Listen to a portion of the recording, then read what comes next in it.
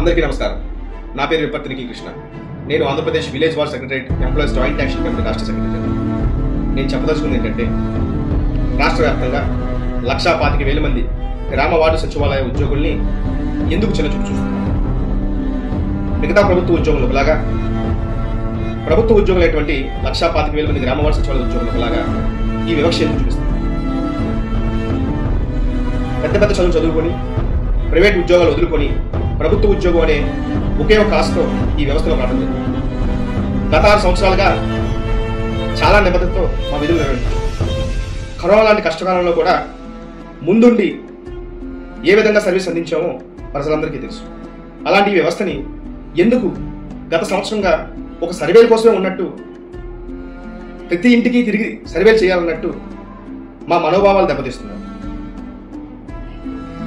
ఎంతటి వర్క్ అయినా చేయడానికి ఉద్యోగం సిద్ధంగా ఉంటాడు, కానీ ఆత్మగౌరవాన్ని చంపుకొని ఉండాలంటే మాత్రం చాలా బాధగా ఉంది.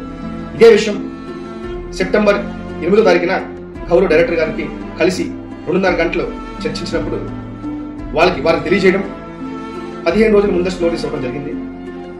ఇంటింటికి తిరిగి సర్వేలు చెయ్యం, గవర్నమెంట్ కానీ ప్రభుత్వానికి కానీ ప్రభుత్వ విధానాలకు కానీ వ్యతిరేకం కాదు, ఇంటింటికి తిరిగి సర్వేలు మాత్రం మినహాయించండి. గతంలో వాలంటరీ వ్యవస్థ ఉండేది, సర్వేలన్నీ వారు చేసేవారు. ఇప్పుడు ఆ వ్యవస్థ లేదు, ఆ వ్యవస్థను ఉంచమని కానీ తీసేయమని కానీ చెప్పే అధికారం ఉద్యోగంగా మాకు లేదు. దయచేసి సర్వేలకి ఇంటింటికి తిరిగి సర్వేలు మినహాయించండి, ఆఫీసులో కూర్చొని ఏ విధంగా అయినా సర్వీస్ చేయడానికి మేము సిద్ధంగా ఉంటాం అని చెప్పడం జరిగింది. కానీ మళ్ళీ ఈ శుక్రవారం నాడు ఇంటింటికి వెళ్ళమంటాం చాలా బాధాకరం. మా జాయింట్ యాక్షన్ కమిటీ తీసుకున్న నిర్ణయం ప్రకారం మేము మండలాల్లో యుఎల్బిలో గౌరవ ఎంపీడీఓలకి, మున్సిపల్ కమిషనర్కి రిప్రజెంటేషన్ అందజేయమని చెప్పడం జరిగింది మా నోటీస్ని.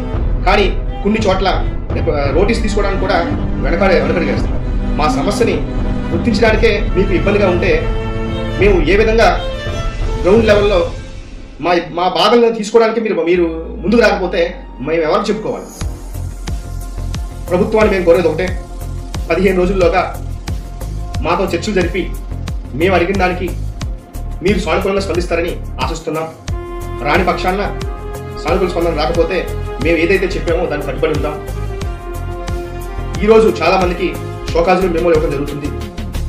ఉద్యోగంగా మా బాధను అర్థం చేసుకోకుండా ఇంకా ఇబ్బంది గురి చేస్తుంటే మా బాధ రెట్టింపు చేస్తున్నారు ప్రతి ఉద్యోగికి మేము చెప్పదలుచుకుంది ఏంటంటే, జాయింట్ యాక్షన్ కమిటీ తప్పకుండా ఉద్యోగుల పక్షాన నిలబడుతుంది.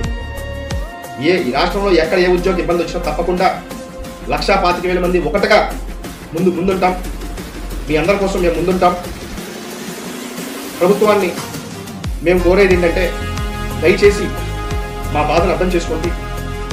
గౌరవ ముఖ్యమంత్రి గారి మీద మాకు చాలా నమ్మకం ఉంది. ఒక విజనరీ సీఎంగా మేమందరం భావిస్తున్నాం. మా సమస్యల్ని ముఖ్యమంత్రి గారి దృష్టికి తీసుకెళ్ళలేదని అనుకుంటున్నాం. దయచేసి మా సమస్యల్ని అర్థం చేసుకొని మేము ప్రభుత్వ విధానాలతో వ్యతిరేకం కాదు, మా ఆత్మగౌరవాన్ని కాపాడమని మరొకసారి వినియోగించుకుంటూ సెలవు తీసుకుంటున్నాం. Thank you.